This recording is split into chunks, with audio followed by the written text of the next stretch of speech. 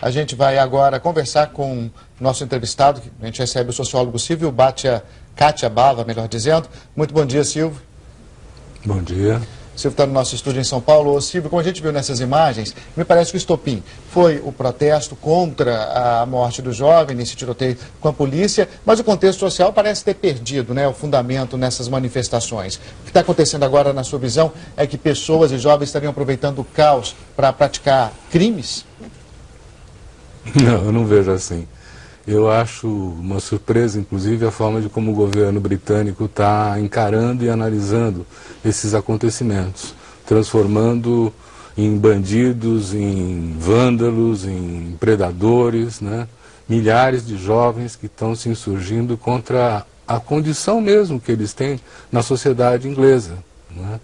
Eu acho que nós precisaríamos ampliar essa análise para poder entender que um bairro como Tottenham, por exemplo, tem 35% de desemprego entre os jovens de 16 a 25 anos, já sofreu e sofre uma presença intimidatória da polícia constante. Na semana anterior a esses eventos que ocorreram agora, a Scotland Yard tinha autorizado a polícia a fazer vistorias, parar transeuntes, sem qualquer motivo, para poder verificar seus documentos e fazer um inquérito, né? Isso foi um endurecimento que tem um caráter intimidatório, né? E quando morre, então, o Mark, assassinado pela polícia, segundo todas as indicações, né, há uma manifestação de cerca de 300 pessoas, familiares, vizinhos, que vão à delegacia pedir satisfações.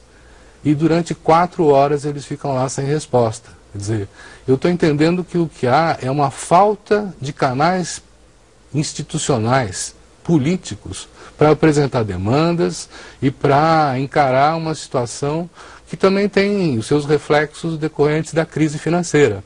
Em Tottenham, 75% do dinheiro destinado a projetos sociais com esses jovens foi cortado. Na semana anterior, dos 13 centros de cultura jovem do bairro, 8 foram fechados. Então nós estamos vendo um horizonte em que esses jovens pobres, um bairro multiétnico, né, discriminados pelas suas origens, na maior parte negros, que se usam um capuz, por exemplo, na rua, são parados para averiguação, né, esse bairro tem sofrido, não é de hoje, né, uma constante vigilância, uma constante discriminação, e esses jovens, na verdade, com uma educação muito precária, com a crise que temos hoje no sistema mundial, com o futuro da economia da Inglaterra, não veem futuro, não têm emprego e possivelmente não terão. Então, se cortam inclusive as políticas sociais, eles explodem em revolta.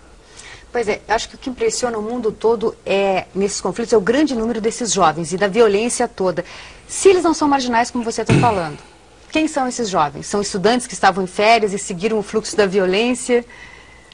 Não, são jovens que não encontram emprego, que têm dificuldade de acesso à escola, né, e que vivem toda sorte de discriminações. Eu gostaria de fazer, por exemplo, um paralelo com o que aconteceu em 2005 em Paris, né? A polícia perseguiu um conjunto desses jovens que, de medo, por conhecer já a forma intimidatória das interrogações que a polícia faz, 3 deles tentaram se esconder numa área de alta tensão de energia elétrica e morreram eletrocutados, 2 deles, dando então margem ao surgimento de uma revolta popular jovem que acabou queimando 10 mil carros em Paris, né? Então vamos separar o que é o evento que poderia ser dito assim, é a faísca, né, na palha, de um contexto que é cada vez mais conflitivo e sem esperança para esses jovens, né? Agora, Silvio, você falava aí, não são marginais, né? Mas eles estão cometendo crimes e é preciso agir contra esses crimes. Quer dizer, como que a polícia ou o governo vai agir diante de uma população que está fazendo promovendo um quebra-quebra desse, mas ao mesmo tempo não são marginais, são jovens que estão revoltados com a situação? Quer dizer, como é que fica a sociedade nesse momento? Porque é muito angustiante você ver pessoas de bem promovendo ataques como esse, né? Você também chamaria de marginais os 100 mil jovens estudantes do Chile que se enfrentaram ontem com a polícia? Quer dizer, eu entendo que há